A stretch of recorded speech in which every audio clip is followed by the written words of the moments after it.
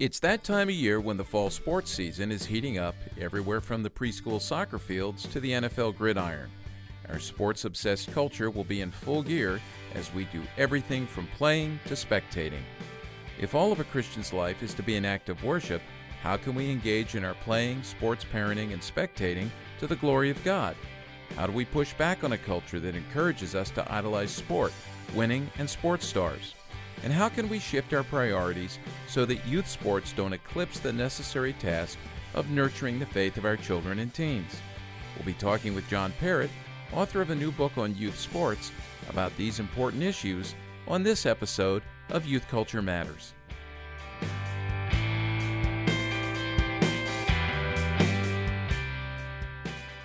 From the Center for Parent-Youth Understanding, this is Youth Culture Matters.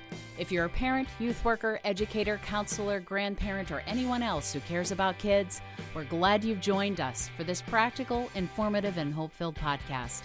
This is a place where together we talk and think Christianly about the rapidly changing world of today's children, teens, and young adults.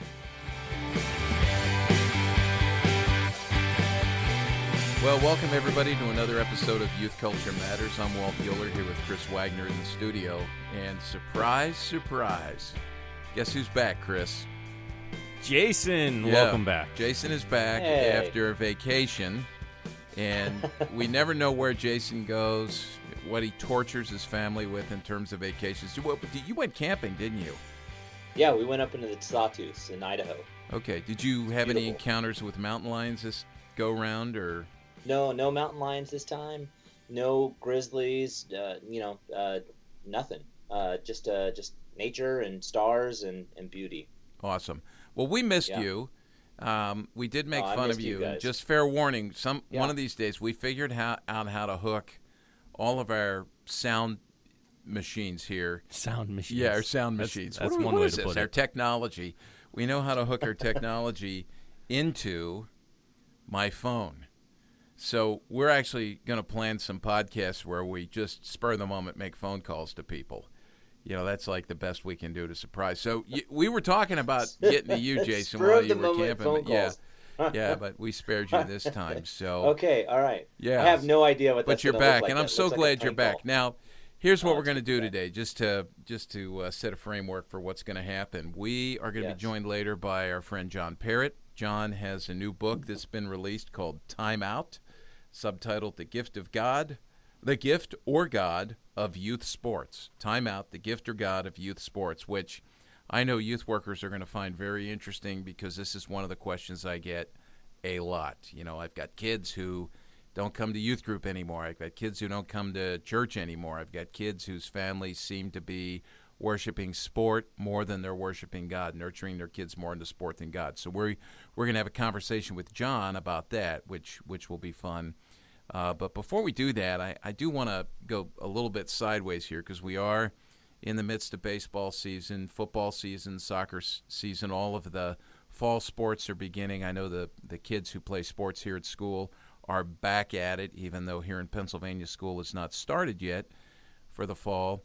But we were talking a little bit before we came on here just about memories of sport and when we first encountered sport. And I want to talk to Jason a minute because, yes, you were on vacation, but you had a really unusual, I think, difficult vacation, Jason, because about 3 weeks ago, I believe, 4 weeks ago.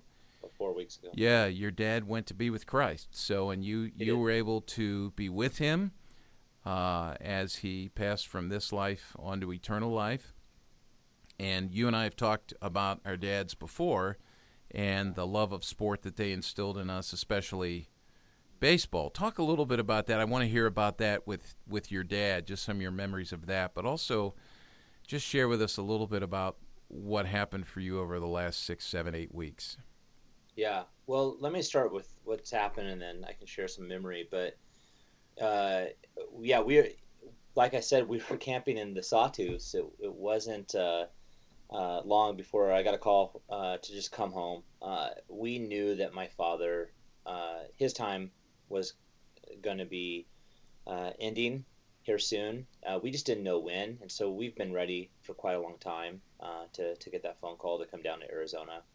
And so I made a phone call, and we were told it's time, and we packed up and headed right out from camping down to the heat of Arizona, and we were down there for about 3 weeks, and it was a beautiful and holy experience. It was difficult, but just being able to be there for we were there for about 10 days before my father passed, and so they often talk about when someone passes, they have a moment of clarity before they kind of go into this next phase of just essentially the body starts shutting down, and they move from this life onto the next. And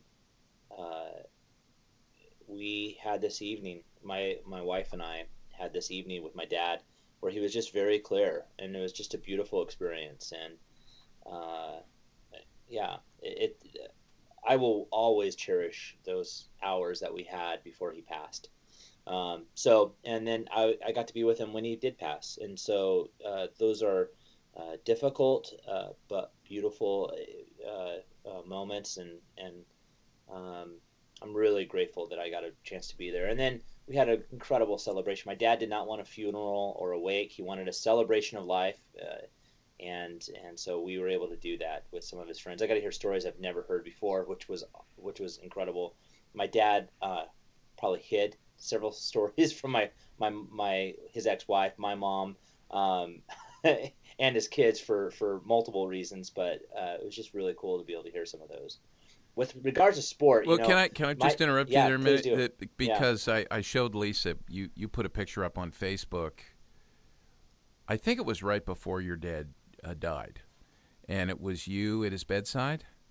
Yeah, and he was. That was a great. Was that moment where that you talk about with some clarity? Was that taken at that moment? That was an incredible picture, and I don't know if you'd mind, but we can share that with our podcast listeners on the page for this podcast. So. Yeah. We'd love to. That was, it was not planned. I did not plan on sitting there with my wife to have this conversation, but it was an incredible moment. For the last couple of years, my father has not been able to, there's something that's stolen away from an individual when they can't touch someone. And my father had a condition, C. diff, which was highly contagious. And so, although adults could come and be with him and give him hugs and love, you had to be covered up. You had to be cleaned and covered up. And so that was one of the first experiences in quite a long time where all of our kids could be in the room. There wasn't anything contagious, and he was able to just love on and hug his grandchildren. And so it was just a beautiful, beautiful time where he was joking and just being papa to my kids, which is not something he's gotten to be able to do the last few years. And then we went from that to just having this great conversation. So that was one of the last times I really got to have a conversation with my dad that was where he was all there, where he wasn't going in and out of sleep, where he wasn't confusing sleep with reality. And so that was neat. Thanks for posting that. That puts some meat on the bones, I guess, of the story as you and I were corresponding back and forth. And I've never met your dad, so that was really neat to be able to see that. But you were going to start to talk about your dad and sport and the love of sport. So, Jason, he steered you wrong. He steered you wrong with your allegiances, I guess, right? Isn't he the one who made you a Cubs fan? Well, he's the one that made me a Cubs fan. I thought you were going to move towards a conversation around soccer, but no. We don't have time for that. Actually, he in reality, he led me to the Holy Land. He you talk often about what it means to live with sacrifice and what it means to mourn things that happen in this life. Well, being a Cubs fan for most of my life up until about 2 years ago was exactly that. Was a Walt story does of often ask us to pray for suffering, right? Yeah, suffering, right? Yeah, really. And sacrifice and suffering, and so I got to experience that for many of my years as a Cubs fan. But my love of sport definitely I get from my dad. He probably would not have chosen, much like you, that I played soccer and made that my one true sport. But baseball, my love for it really has its roots with my father. Now, if my father really would have had his way, he would have put me on a horse and made me ride bronc, but wild bronc. But he didn't quite get his way. Although later in life, he got me to get on top of a bull. And anyways, there's just that's a whole nother story. But I think, say that again. He made you get on a bull? Yeah, he wanted me to get on a bull and see what it was like. It was just it's a long story, but yeah, they're not old bull and then mechanical bull two different times. It was So I was much younger when the old bull was in the picture, and then later in life with the mechanical bull. But my dad, I think my dad would have chosen that I picked up something. I've never heard this from you. In fact, I can honestly say I've never had this conversation with any human being. This is the kind of thing. My dad made me ride a bull. Yeah, my dad made me ride a bull, and then a mechanical bull, and he wished I was on a Bronco. You know, the one person that I would expect to have this conversation with would be Duffy Robbins.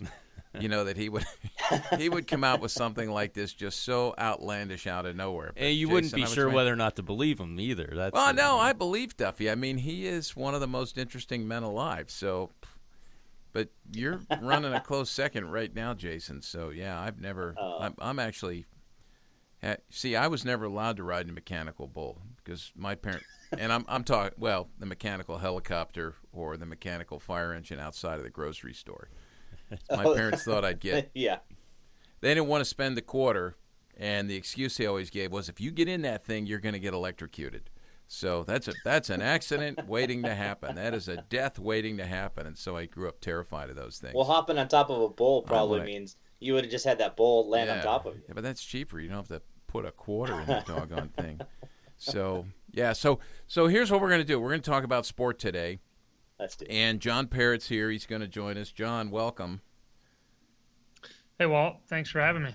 Well, I'm glad you're here. John's a friend who's I've known for a few years. We first met down at Southern Seminary when that was it, right? Was that the first time, John, down at Southern? Actually, It kind of hurts. You don't remember our first time that we met, but it was down at Pear Orchard Pres. I had you come speak to our parents. That's right. All right, I remember now. I remember now. Right, it was, and we were in an auditorium of was that a local high school or a community college?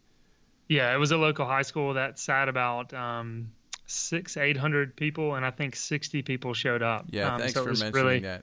Really encouraging night. Now that's a reflection on me more than you. So yeah, good to have you on, John. And thanks actually, I will say, a lot of people said they couldn't make it because of sports that night. So maybe that'll interesting. Yeah. work as a segue later. Yeah, yeah. So John has written a book called Time Out, The Gift or God of Youth Sports. We're going to talk about that. John's also working now as, what's your official title with Reformed Youth Ministries?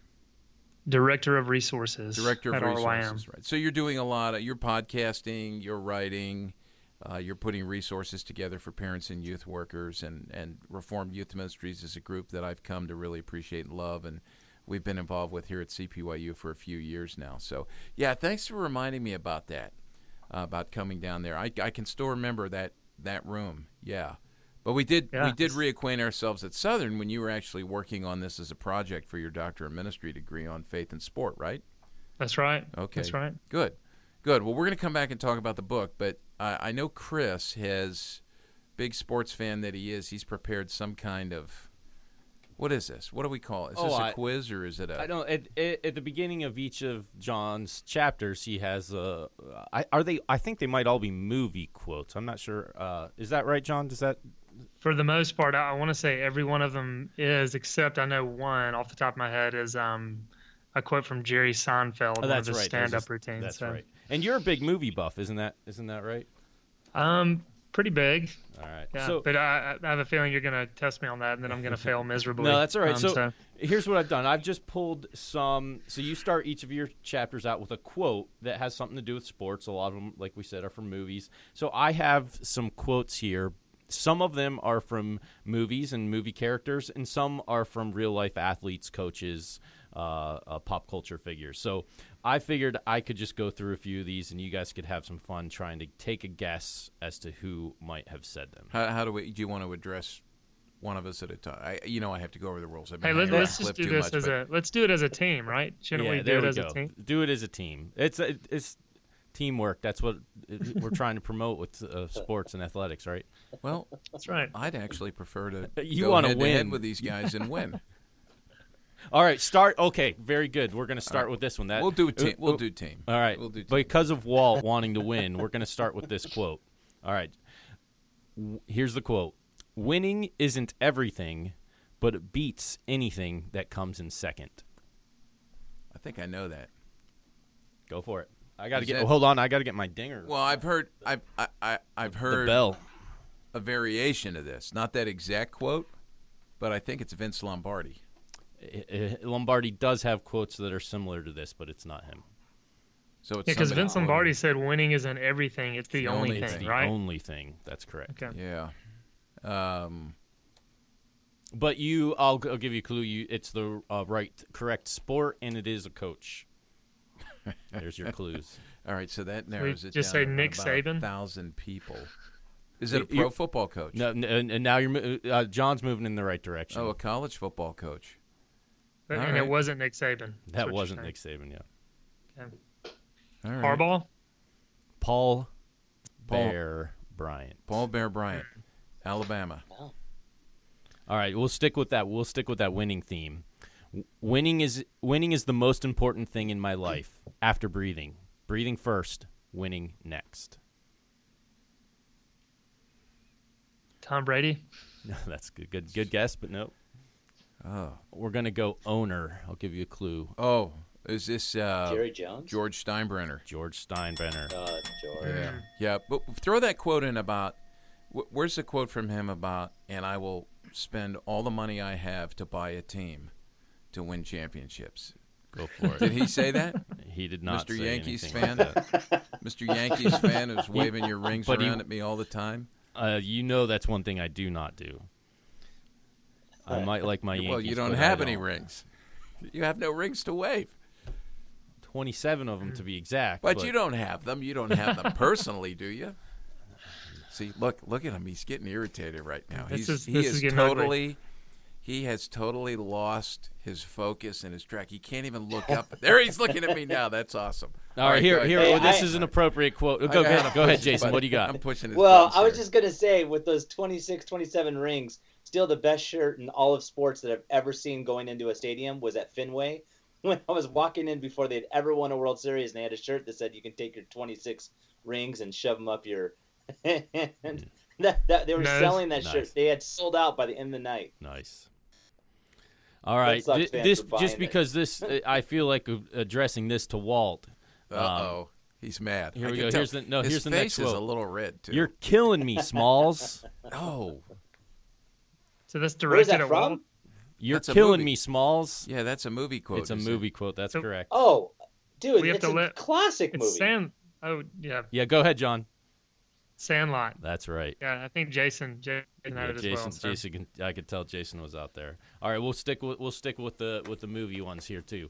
I don't think I'll be able to do this quite the justice it needs, but just a bit outside. Major League. Very good. Yeah. Major League. Major League. That's Bob Uecker, right? That's Bob Uecker. Yeah. His character, anyways. Yeah. All right, here's one I thought was good.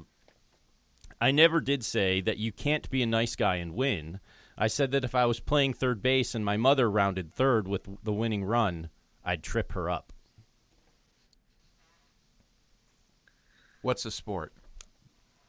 Well, Are you serious? I'm joking. I asked that for Jason. Is that Bull Durham? Yeah. No, this one is not from a movie. No, this is an actual third baseman. Is this someone who played for the Yankees? No, did not play for the Yankees. Well, I'm guessing it's not Mike Schmidt. I don't know that he'd... This was a coach addressing quotes that were attributed to him that weren't exactly correct. So this quote was his way of addressing Okay, let me ask. quotes. Would that have been Leo DeRocher? How about that? You guys know Leo DeRocher? Wow. Yeah, you should, Jason. You're a Cubs fan. Yep.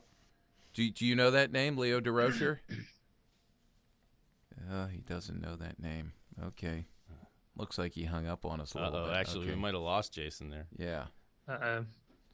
All right, give us another one. All righty. Let's see here. All right. Anytime you think you have the game conquered, the game will turn around and punch you right in the nose. That's a good quote. That's a good quote just about improvement. Mm-hmm. Absolutely. You know, striving in life, never making it. John, there's a reason I went with this one next. Based on some things that you just said about this is a real life. This is real quote. life. Yep. Based on things I've said about who? Based on some of the things you said about the previous quote. About rounding third base. Is that Mike Schmidt? Yes, there we go. Okay. Thought right, maybe Mike Schmidt. Maybe you draw the connections there. He, by the way, can I say something about him? Because when it comes to sport, it's really interesting to listen to him. He wrote a book a few years ago. I read it. I can't remember what it was. It was like a memoir of his baseball years. I can't remember the title. But he really has his finger on the pulse of the changes in the game. He now is, 2 or 3 times a month he's a color commentator for the Phillies on the weekends. And it's really interesting to hear him talk about the differences in the game and the differences in the generations as they play the game right now. Yeah, absolutely. Yeah, it's fascinating. I agree with that. I've got a great quote. Very frustrated with a lot of what's happening. I've got a great quote that would tie into that very well, but we need Jason back for it, so I'll wait for him to come back. Yeah, Jason's dropped off. So yeah. Some of my favorites, of course. I'll just read through some of my favorites. You guys will know who these are, but I love these ones. Baseball is 90% mental, and the other half is physical. That's Yogi Berra. Yes, absolutely. So some of the other ones from Yogi that I wrote down just for the fun of it. I never said most of the things I said. You've got to be careful if you don't know where you are going because you might not get there. The future ain't what it used to be. And you better cut the pizza in 4 pieces because I'm not hungry enough to eat 6. That's awesome. Those are just some of the. He's obviously got tons of them, but those are some of my favorites. Those are good. Yeah, that's good. Well, good. Hey, we're going to take a break here, and when we come back, we're going to have a conversation with John Perritt about his new book, and the book is called Time Out: The Gift or God of Youth Sports. Stick with us. We'll be right back.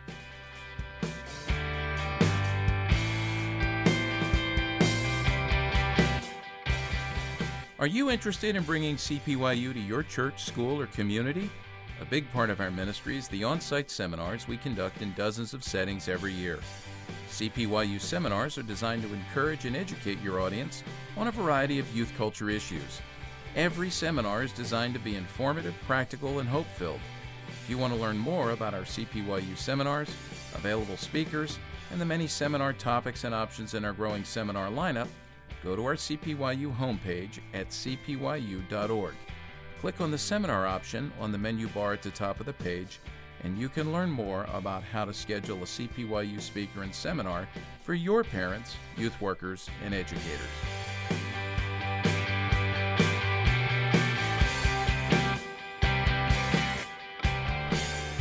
Welcome back to Youth Culture Matters. I'm Walt Mueller here with Jason Sochanek, back from a busy summer, as we heard, and then Chris Wagner's here as well. And we're talking about sports. We've got John Perritt here, and John, as I said before, has written a brand new book called Time Out: The Gift or God of Youth Sports. This is a huge issue that youth workers are concerned about. Parents, I think, much less so. Parents need to be more concerned, and we'll talk about that. The book is published by Christian Focus Publications, and it's got all sorts of great endorsements on it.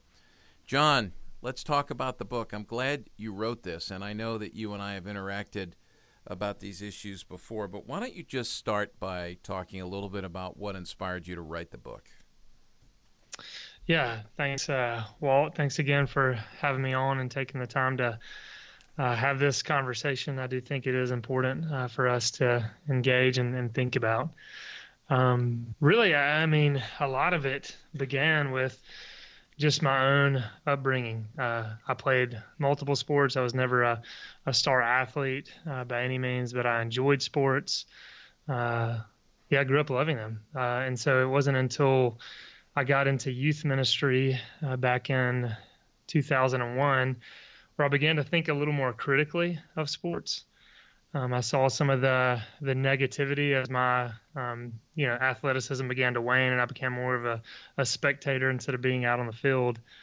And I share a story in the book of just a mother berating her son from the stands when he struck out, and just was in disbelief at her fury, her anger towards her son. And so that was kind of a pivotal moment that I look back on that just started to give me more of a critical eye, because I did, like I said, I loved playing sports growing up, still love playing sports, still love watching sports.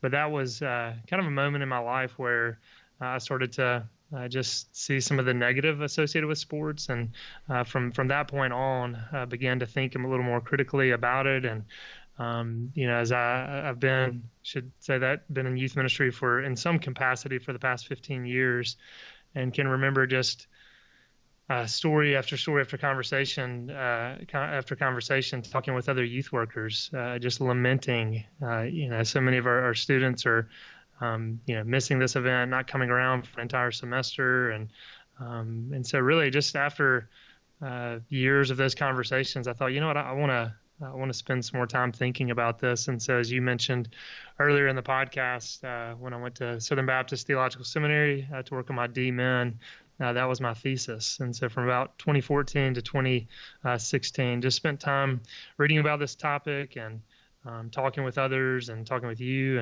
And anyway, that's kind of my inspiration to discuss this subject, ultimately rooted in an appreciation for it, but trying to figure out how we as Christians can engage and interact in this sphere of God's culture.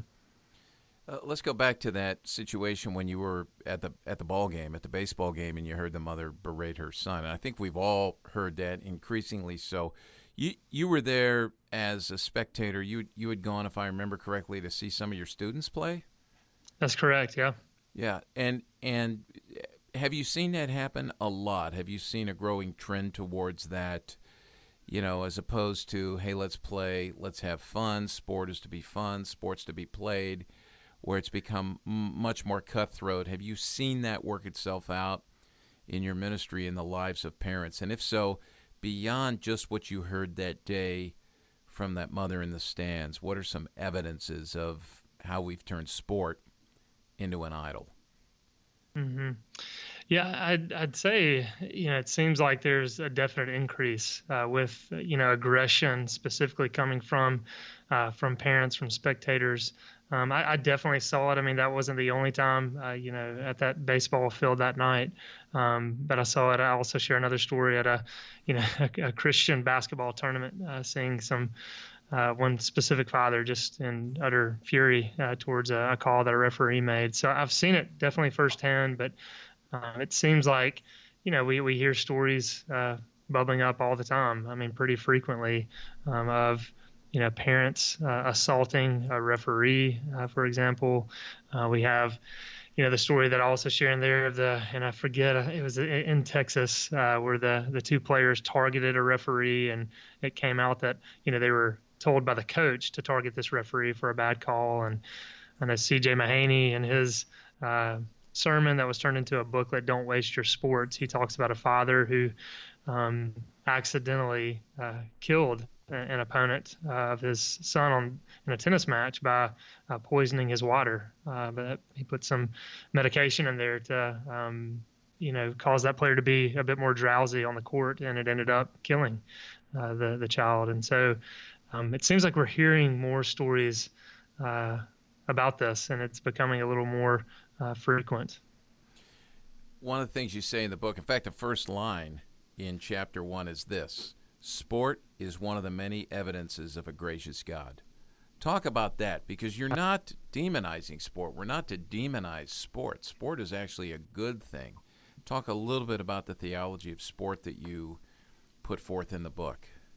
Yeah, no, I appreciate you bringing that up because that is something I clearly want to communicate. Yeah, because I fear that anytime sports are spoken of in a negative light, people are going to dismiss and just not hear that. And so I want people to hear that I love sports and think they are a gift from God. And yeah, played them most of my life, as I said. And saying this, not in a braggadocious way, but I was a scholarship athlete in junior college. I was never a standout athlete by any means, but I love sports and played them most of my life. So I want people to hear that they know when they're reading this book that it's coming from someone who appreciates sports. But yeah, I mean, if you think about creation, fall, redemption, just in that framework, and we think of what a gracious creator we have in creation, and then as we sin against God and we fail with Adam and Eve,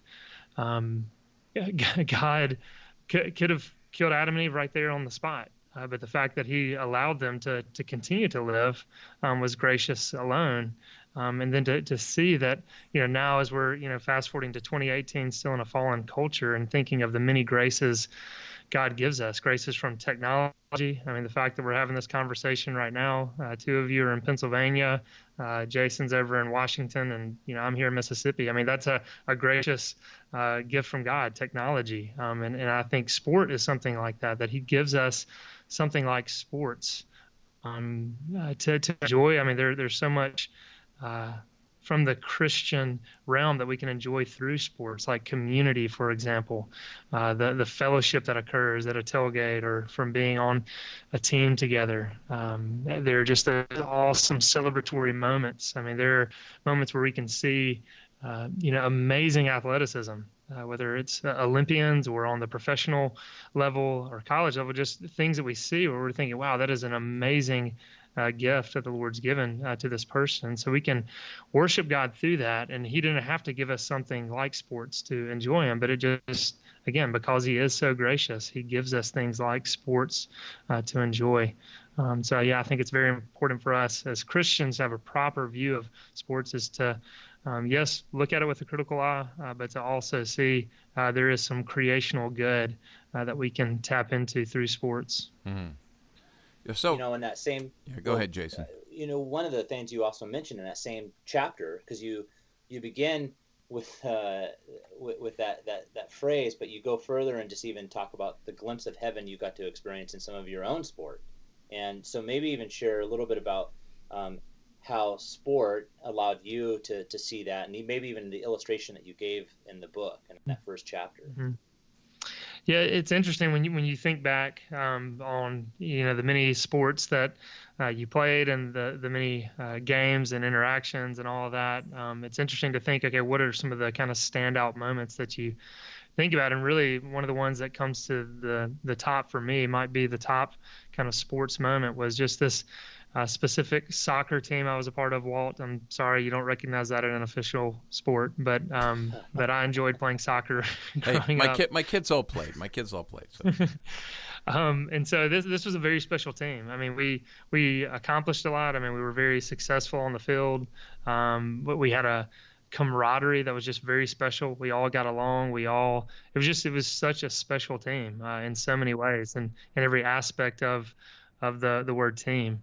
And so there was just one team we were playing, and we were beating them pretty handedly. And so by the end of the game, we noticed that a certain player came onto the field from our opponent's team, and we noticed that he was a boy that was such with special needs. And so we became apparent that he did not have some of the skills that we possessed, and being out on the field to just dribble a soccer ball was more laborious for him than it was for us. And so without any kind of plan or anything, we just kind of communicated, okay, let's let him score.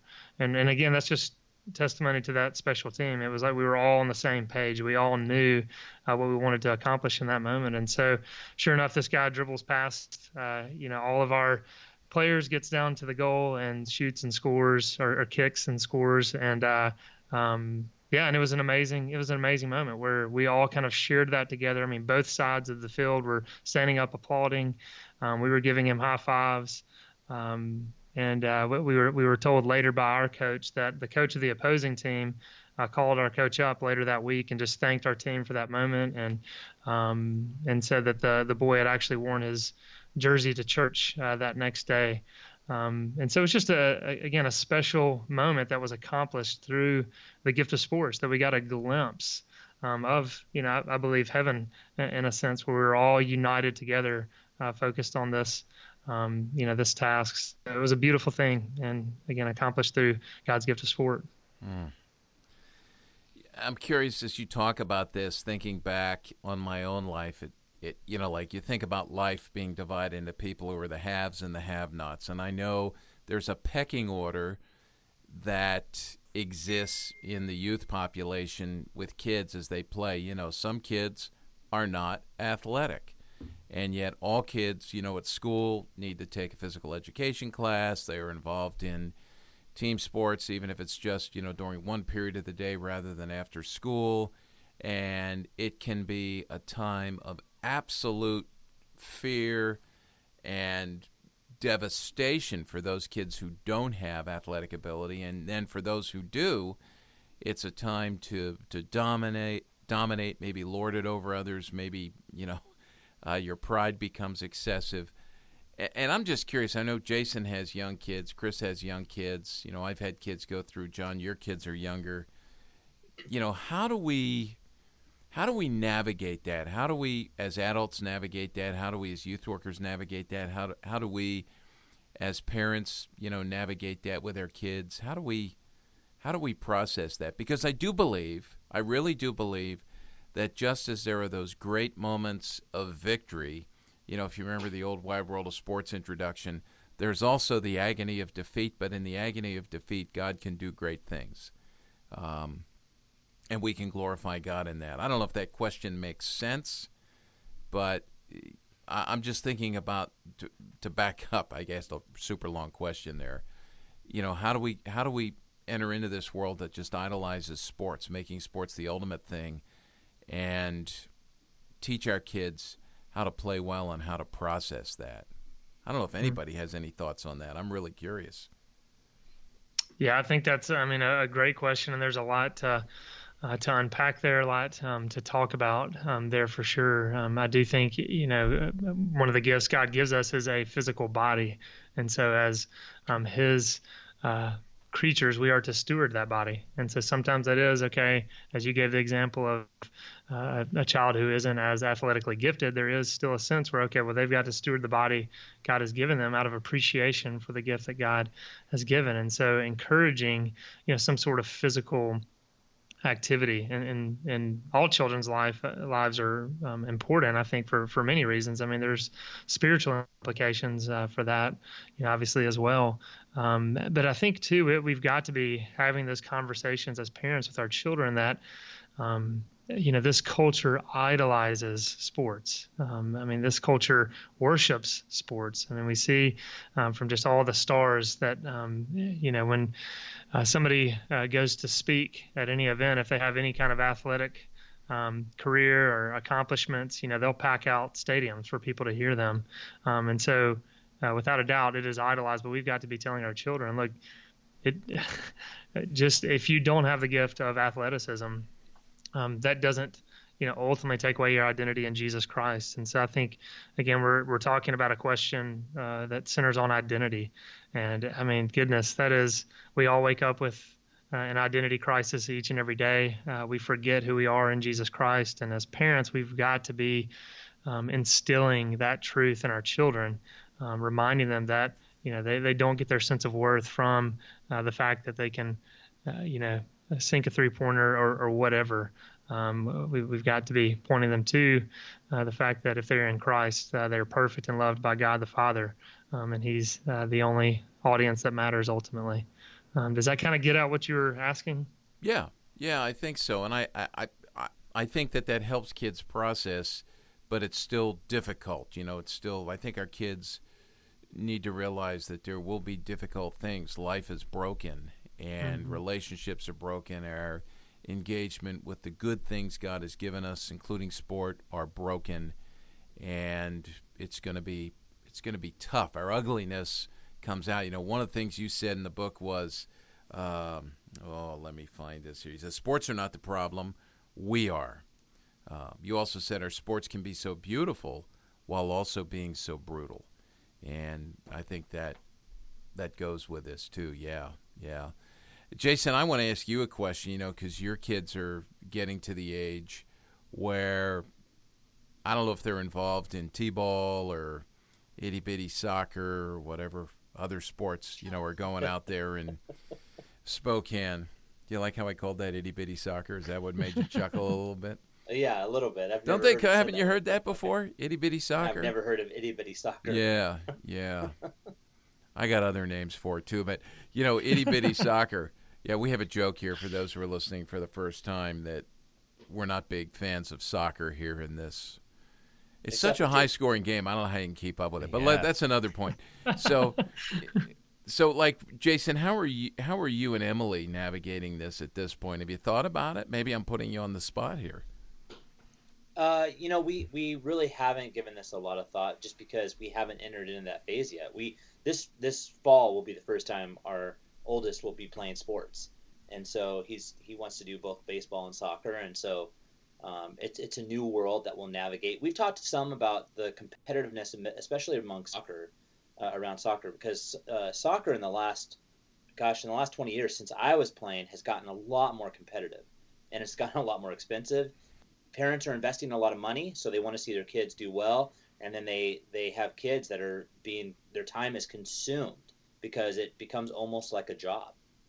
So we've talked a lot about how are we going to navigate that, because I was able to go fairly far in soccer without ever having to have done that. I actually, a question for John would be, what does that look like? Because there's a dynamic of natural talent that happens, and then talent that you have to work for. You said you weren't instinctively a soccer player, but it's something that you had to work hard at. But sometimes when you work at it, it can easily become more and more of your identity because you're spending so much time with it.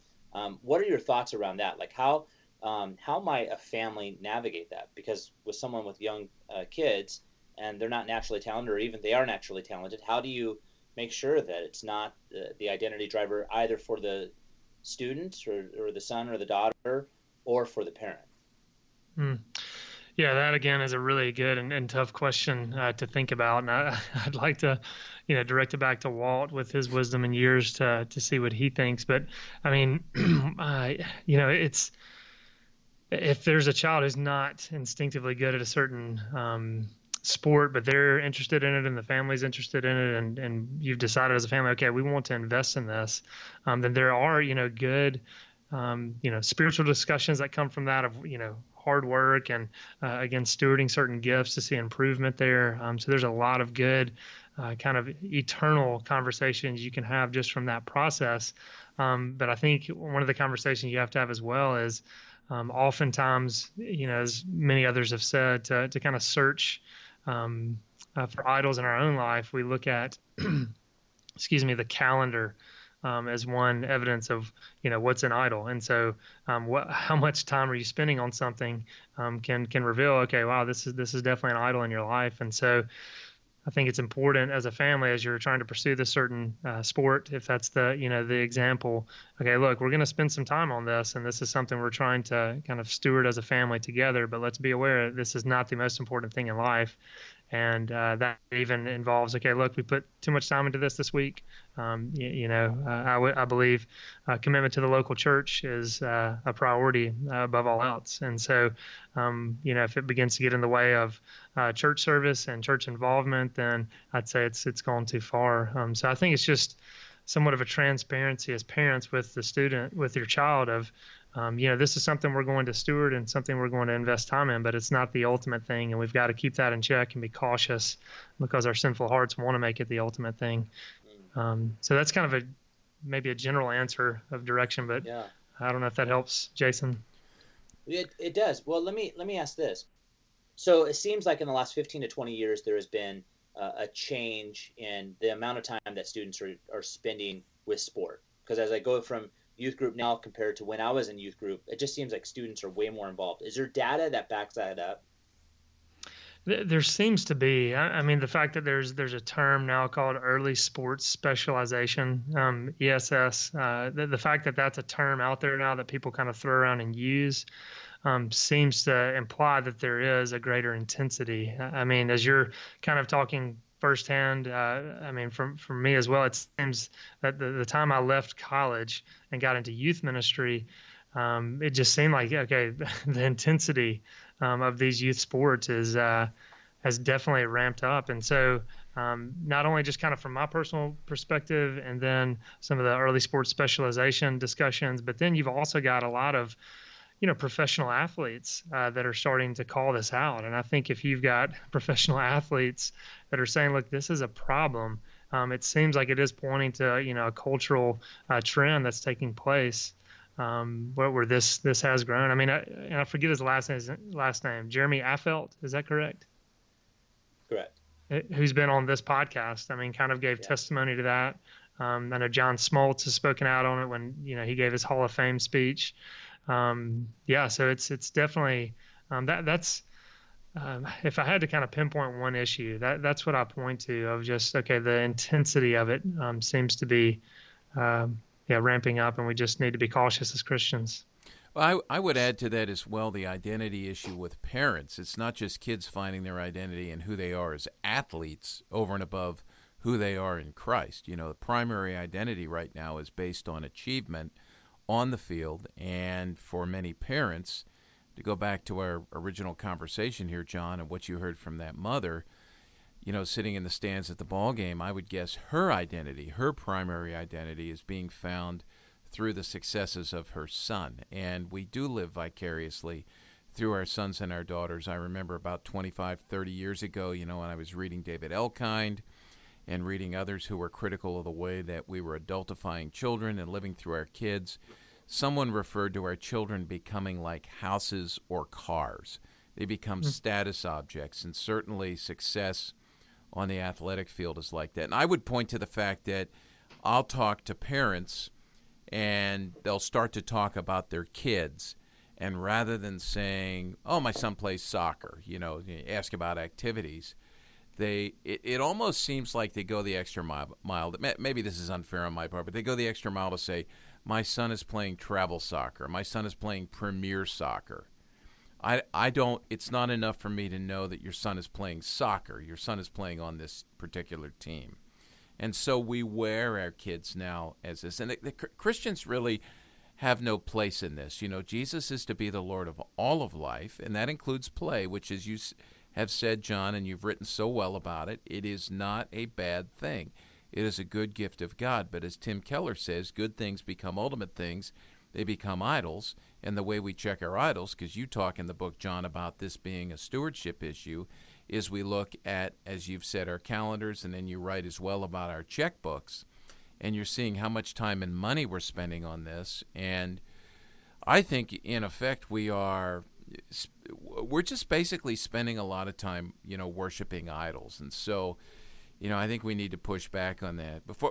We need to take a break, but just one quick anecdote, and I don't know if you remember this, John, or not, but I think it was a year ago, last July, when Lisa and I were down in Panama City Beach for the Reformed Youth Ministries conference, and I was teaching the youth workers down there. We went out to dinner with you and your wife, Emily. Remember we went over to, what's the name of that place where the movie was filmed? Seaside or... oh, yeah, that's right, yes, Seaside. We went over to Seaside, remember? And I remember we were we're driving around. It's a very crowded evening. We're looking for a parking space. Do you remember, I should have taken a picture of it, the big, huge SUV that had, all the darkened windows. And in the, it was the typical, sports parent transport vehicle. And the back window, the parents had paid to have one of those wraps made that is like a big decal that's the full size of the window. It may have been the full size of the back of the car. And it was a picture of their son, who was probably 10 or 11 years old. One picture was of him swinging a bat. The other was like an action shot of him fielding a ball. And then his name was emblazoned on it and the name of the team. Do you remember that? I don't know if you remember that or not. I do. I had forgotten about it until you brought it up, but I absolutely do. Yeah. And we just stopped and stared and said, well, logical outcome. There it is. That's the next step. And we're just living vicariously through our kids, and we're trumpeting this. And so, yeah, it's as someone once said to me, you tell me who or what you spend your time daydreaming about, and I'll tell you who or what your God is. And this is one of the issues here. And I think, John, you raise it, as you talk about idolatry in the book, and you talk about stewardship as well. Well, we need to take a break, and when we come back, I want to continue the conversation we're having with John Perritt about faith and sport. I want to get a little more practical about maybe there's some ways to teach kids, some ways to teach parents, some steps that parents who are listening here can take, and some steps that the youth workers who are listening can take, because I know this is a huge issue for youth workers. They're really frustrated by it. And then how do we disciple our kids who are athletes? How do we do that? So we'll take a break, and we'll be right back.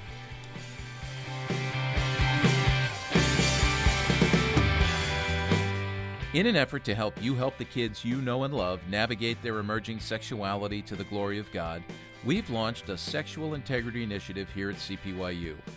Thanks to a generous grant from a company called DAS, you can access our sexual integrity initiative and a growing number of resources for free by visiting the website at sexualintegrityinitiative.com.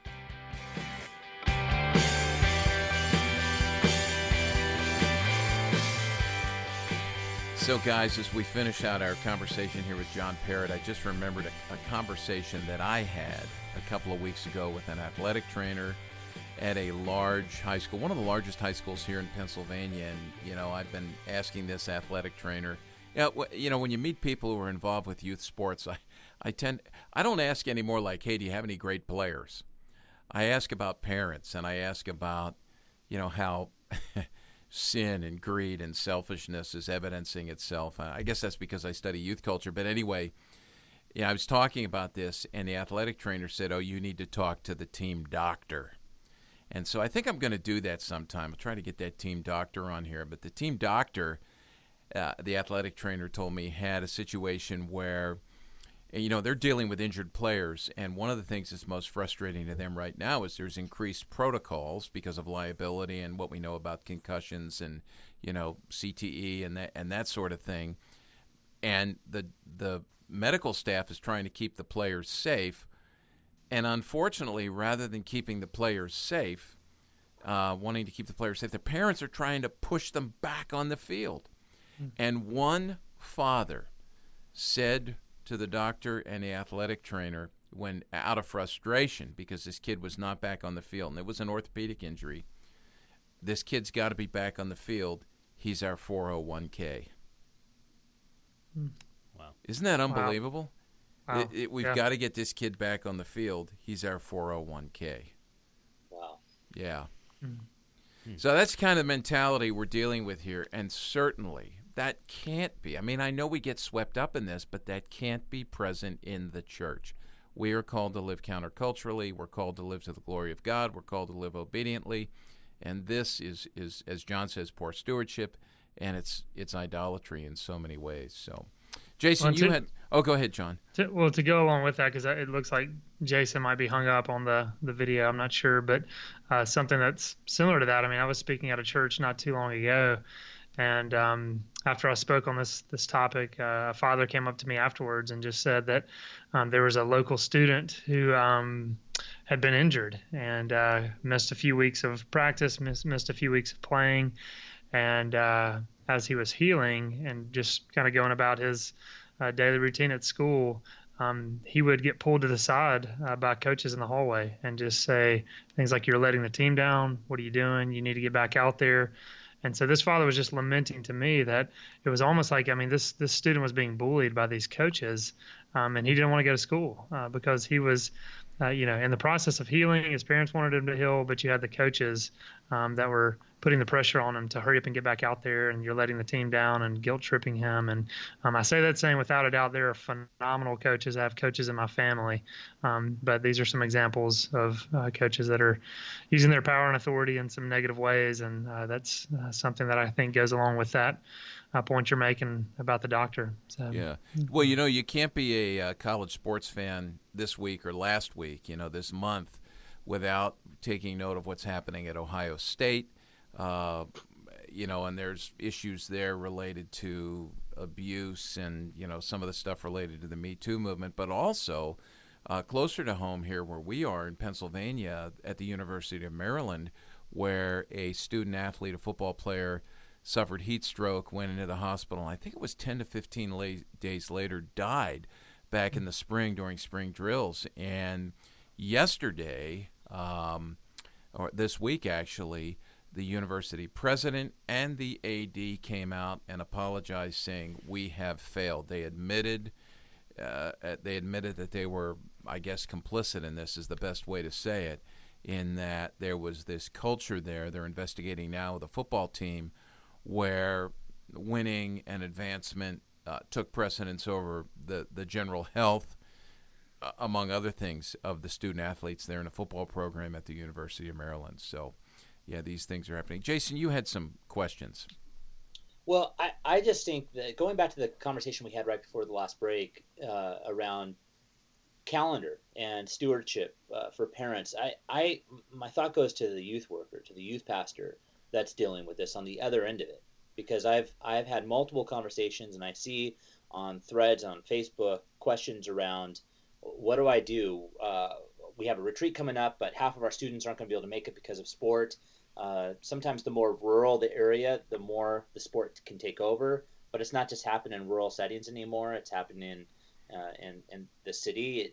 Sport has just taken on a new form that gets in the way of extracurricular activity. Even though sport was always intended to be an extracurricular activity, it's kind of become just a major activity. So what would you say to the youth pastor that's trying to navigate this and want to work with parents, want to work with the students so they can play the sport, but also wants for them to participate in church and discipleship and some of the programs they've got going?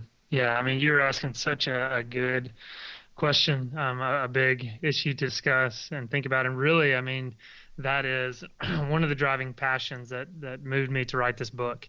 I really wrote it for other youth workers in a lot of ways. Yeah, definitely. There's plenty for parents on there, and I hope parents pick it up. But just after having, as I mentioned earlier, all the conversations with youth pastors through the years, just lamenting, nights where, you show up at a Wednesday large group and, half the group is gone. And like you said, when you get to some small towns, I mean, that can be significant when you don't have students show up. And going from planning the retreats, I mean, we knew anytime we had to plan a retreat, we had to consult the calendar typically to look at athletics to try to plan around that. So I think it's a very it's a delicate issue to bring up for youth workers. I mean, I did end up writing some articles one time and had them out on the internet. And another youth pastor told me, he said, look, if I said anything like that, I might get fired.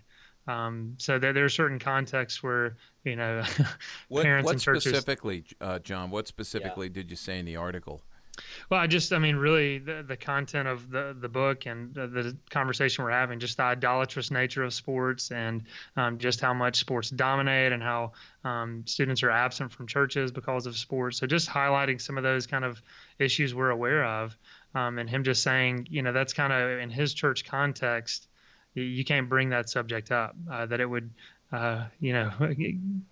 create too much frustration from the parents that he didn't even feel like he could have that conversation. So I guess kind of getting to your question, Jason, on what's the role of the youth pastor.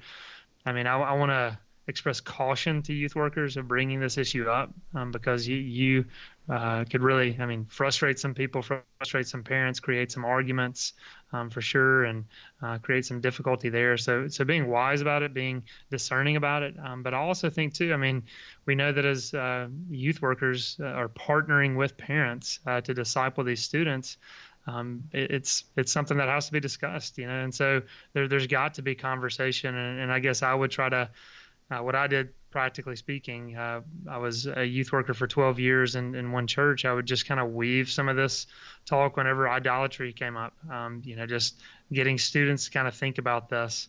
Hopefully, even though they're growing up in a household that might not raise the question at all, and they just have a certain worldview that doesn't even see this as anything wrong at all, I would try to hopefully plant a seed of doubt in that worldview and get them to start just kind of wrestling with it, because, they're going to blink and their athletic career is going to be over and they're going to be, Lord willing, adults shepherding another household. So I saw it as a great opportunity in a lot of ways to try to impart a biblical worldview of, sports not being the ultimate thing in your life. So I guess that was a lot of rambling, but telling the youth worker to be cautious about how they broach this subject, but also encouraging them to broach the subject and to highlight the idolatrous nature of it, the good of it too, for sure, but just try to impart that biblical worldview. Did that get at what you were asking at all?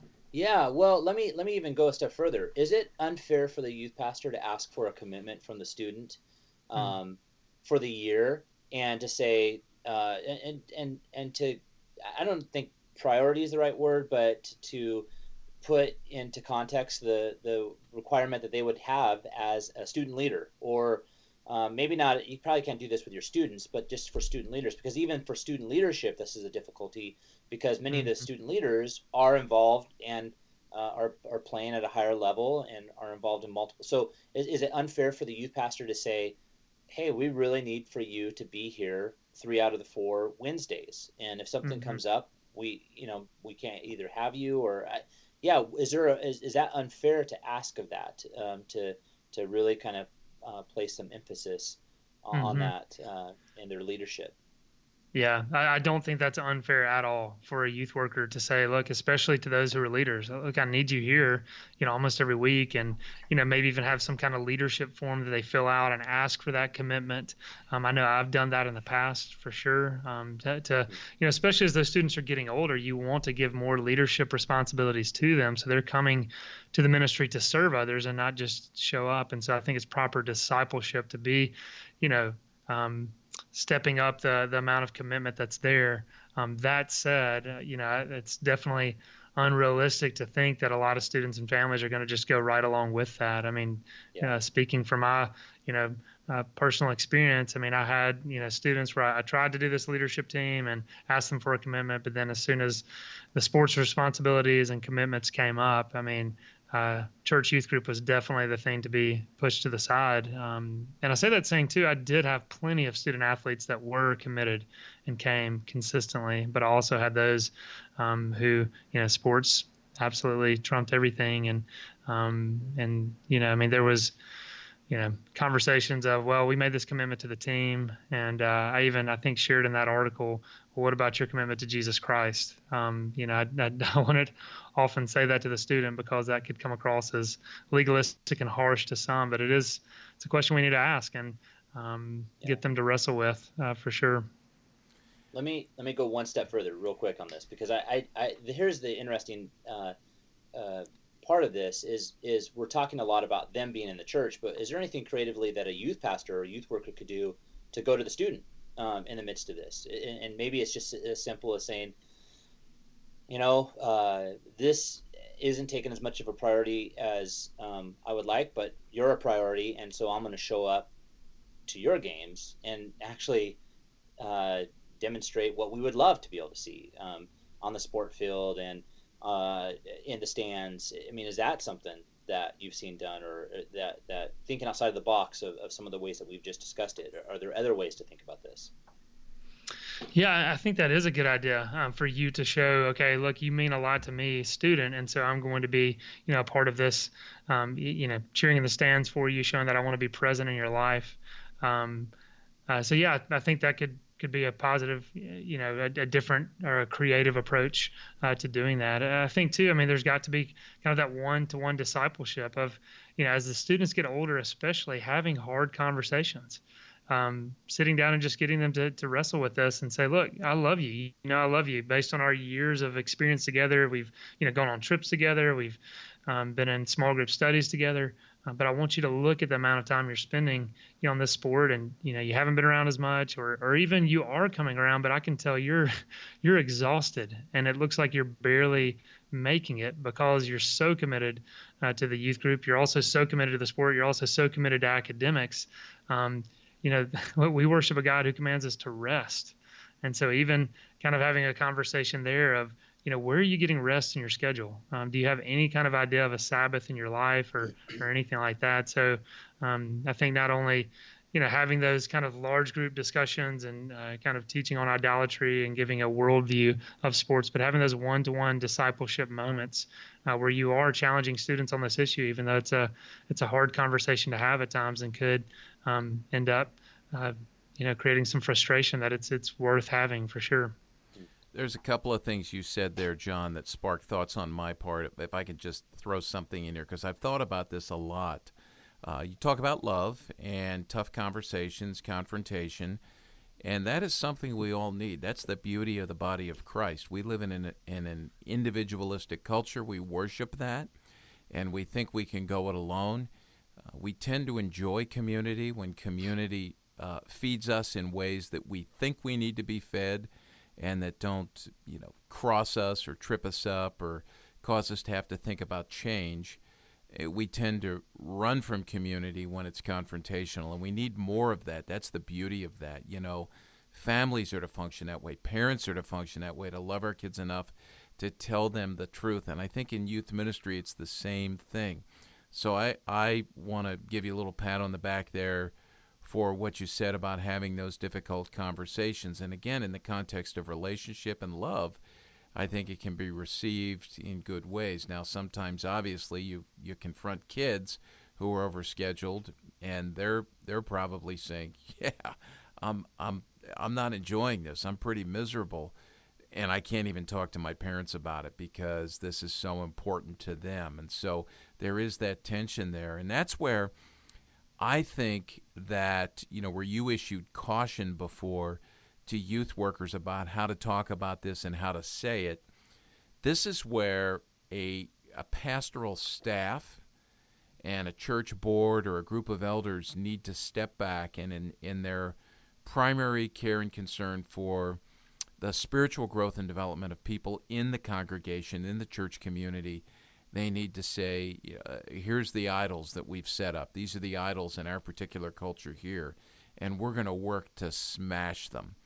Now, that's where I think a whole church, coming at this and having it come from whoever's in the pulpit, whoever's up front preaching week by week is where it's most helpful. And then the youth pastor's not leading the charge, because after all, most youth pastors are, parents would say, who are you to tell me how to parent? You're not even married. You don't have kids. Well, that doesn't mean I don't see what's right and what's wrong. It doesn't mean I don't have a good sense of what's good and what's bad for your student or for your child.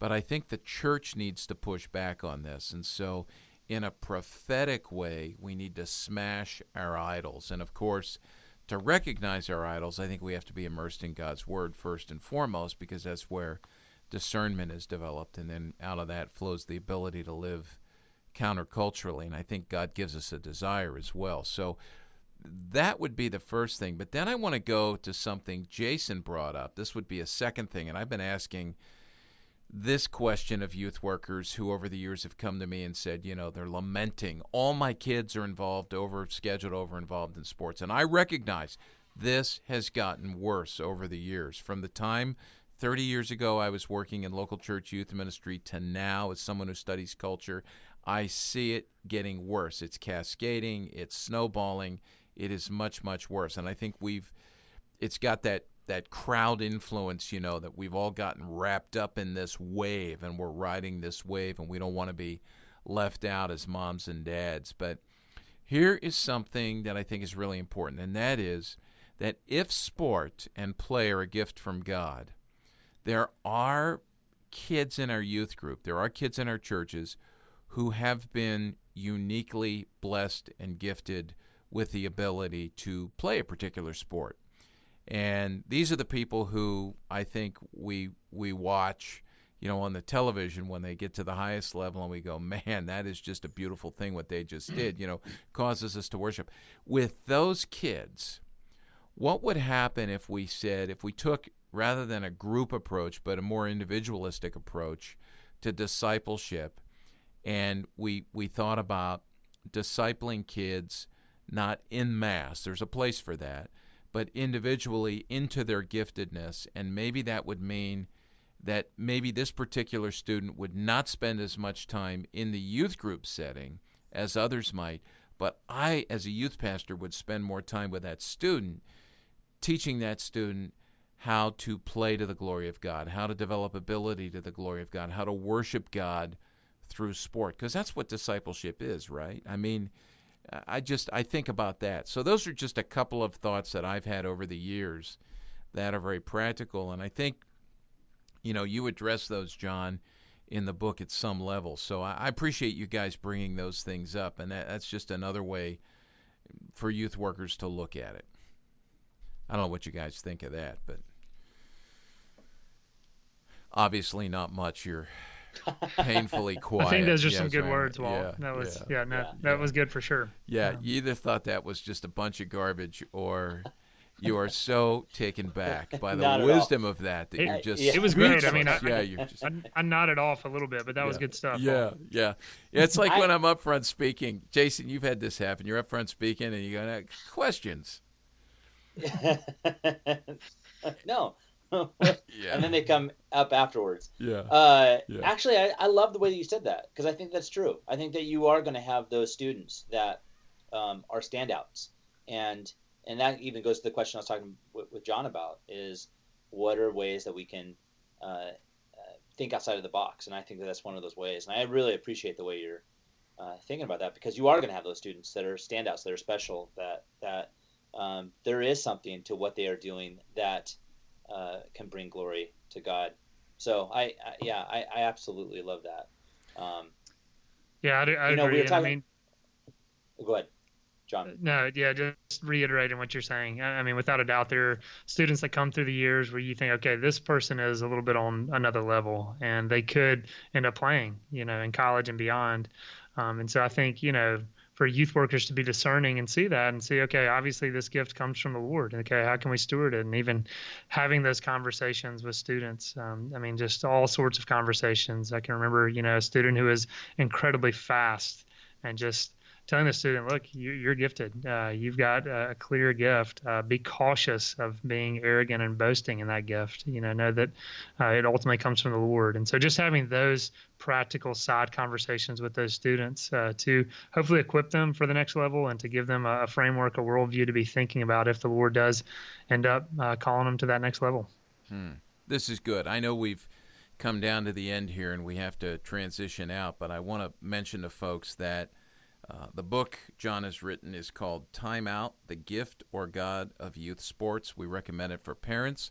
We recommend it for youth workers. We recommend it for anybody who's a sports fan. I mean, even for a spectator, I think that this helps us understand and gain perspective, biblical perspective on what it means to be a spectator. And that includes probably a lot of us, the great majority of us, and certainly we need to learn to spectate to the glory of God. I want to mention before we finish up here that in the back of the book, one of the highlights for me is an appendix number 2 that you've titled, John, Discussion After a Game. And what you've said here is for parents to remain faithful, to disciple their children and impart a biblical worldview to their child, a post-game discussion will be a vital and helpful practice. And what you've done here is you've given some great talking points, some great questions, and even some prayers, simple sample prayer for a win once you win, and a sample prayer for a loss. That would have been what my dad and mom would have prayed with me a lot, after my games, was that prayer for a loss. So,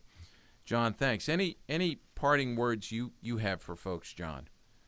No, again, just thank you for allowing me to come on this podcast and talk about this. I do think this is a very important issue, a very important discussion. I hope that more and more youth workers can talk about this with parents, can have some kind of parenting forums to discuss this, can maybe even take a night out of there are large group discussions to talk about this issue, because it's obviously sports are very, very prevalent in our culture. That's an understatement. But it's something Christians must be thinking about. And obviously, if we can have these conversations inside the church, where can we have them? So hopefully this will spark some discussion for others. Thanks, John. And what we do here, if you're listening through a streaming service right now, is go to our website, cpyu.org, and click on the page for this particular episode of Youth Culture Matters, and every book or article that we've mentioned here, along with other resources that we will put up. There's some other books I'm going to mention to Chris. I know Chris has some. Jason may have some that would be helpful to people who want to think theologically and biblically about sport. We'll include all of those things there, and it's just going to be a place where you can tap into a bunch of resources. So as we end in talking about sport, I just want to share with you that Jason and I had a conversation yesterday. I was driving, and Jason, you told me that if the Cubs and the Phillies make it to the playoffs to play each other this fall, what's going to happen? We're going to go to a game. Okay, you're going to come Philly. in. Yeah, you're going to come to Philly. We're going to go to a game together. And I just want to say right now that if you wear your Cubs regalia, I am not your bodyguard. Just so you know. Just so you know. I've gone through this with Chris already. I went to Citizens Bank Park with Walt wearing a Yankees jersey and got some flack for it. That's for sure. Yeah. I was on my own. Yeah, and they weren't even playing the Yankees that night, so we still can't figure out. We scratch our heads when we tell that story. They were playing. Who was it? The Brewers? Yeah, it was a Brewers on a playoff game, and you walk in with a Yankees shirt, and he wasn't a foot out of the car when he was already being verbally assaulted. So all those people in Philly need to read John's book. But good. So we'll end with that. Thank you, everybody, for joining us on this episode of Youth Culture Matters, and we'll catch up with you next time. Thanks for joining us for Youth Culture Matters, a podcast from the Center for Parent-Youth Understanding. If you'd like to learn more about today's youth culture, visit our website at cpyu.org. And if you have any questions, comments, or feedback, email us at podcast@cpyu.org.